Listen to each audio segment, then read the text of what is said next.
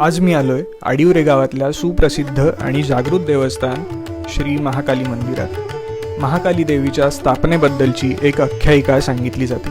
त्यानुसार सुमारे 800 वर्षांपूर्वी शेजारच्या वेत्ते गावात राहणारे भंडारी समाजाचे जाधव मंडळी मासे पागण्यासाठी समुद्रावर गेले होते। तेव्हा त्यांचं जाळं समुद्रात अडकून पडलं।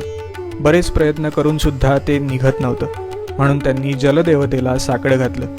त्यावेळी त्यांच्यापैकी मूळ पुरुषाला दृष्टांत झाला की मी महाकाली देवी आहे, मला बाहेर घ्या।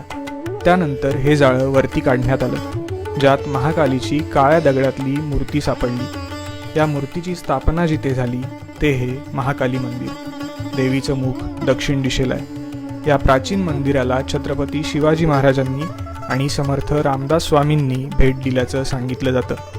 इथे नवरात्रीच्या वेळी खूप मोठा उत्सव असतो। काही वर्षांपूर्वी या मंदिराचा जीर्णोद्धार करण्यात आलाय, पण मूळ स्वरूप जतन होईल अशा पद्धतीने हे काम करण्यात आलंय। त्यामुळे आजही हे मंदिर वैशिष्ट्यपूर्ण आहे।